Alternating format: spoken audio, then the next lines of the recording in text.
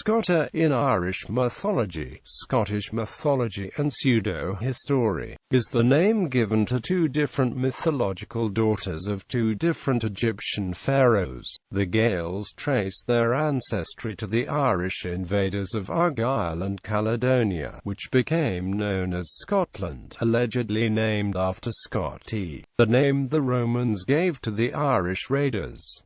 History of the Scota legends. Early sources. Edward J. Cowan traced the first appearance of Scota in literature to the 12th century.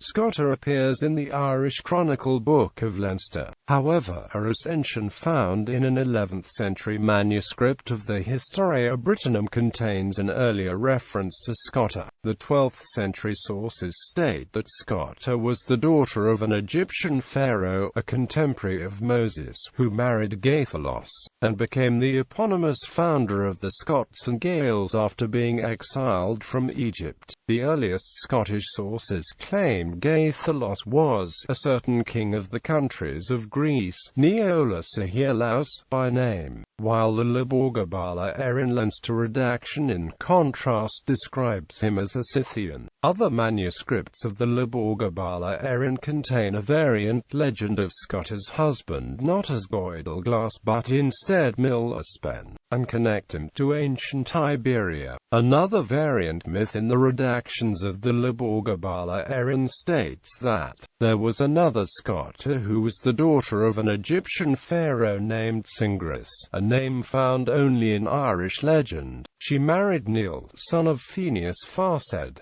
Neil was a Babylonian who traveled to Scythia after the collapse of the Tower of Babel. He was a scholar of languages and was invited by the pharaoh to Egypt to be given Scota's hand in marriage. They had a son, Goidalglas, the eponymous ancestor of the Gaels, who created the Gaelic language by combining the best features of the 72 languages then in existence. Though these legends vary, all agree that Scota was the eponymous founder of the Scots and that she also gave her name to Scotland. Scota and the Stone of Scone. Baldred Bissett is first credited to have fused the Stone of Scone with the Scota Foundation legends in his processes, putting forward an argument that it was Scotland and not Ireland that was the original Scota homeland. Bissett was keen to legitimize a Scottish accession to the throne when Alexander III of Scotland died in 1286.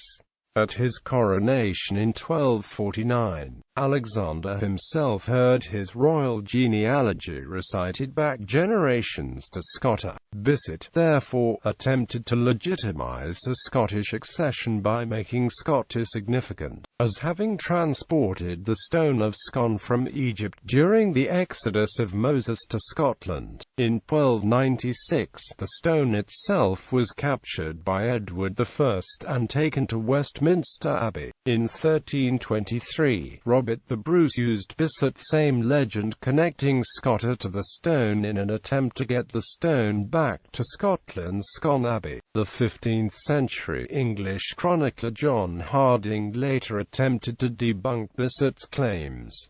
Later sources, Andrew of Wintoun's Originale Chronicle of Scotland and John of Fordun's Chronica Gentis Scotorum are considered major sources on the Scota legends, alongside Thomas Gray's Scala Chronica. Walter Bower's 15th-century Scoti Chronicon included the first pictures of the legends. Hector Boece's 16th-century Historia Gentis Scotorum also mentions Scota and the foundation myth. Grave of Scota. The grave of Scota allegedly lies in a valley south of Tralee Town, Kerry Island. The area is known as Glenscorithan, Vale of the Little Flower, and more popularly as Foley's Glen, indicated by a County Council road signpost. A trail from the road leads along a stream to a clearing where a circle of large stones marks the gravesite.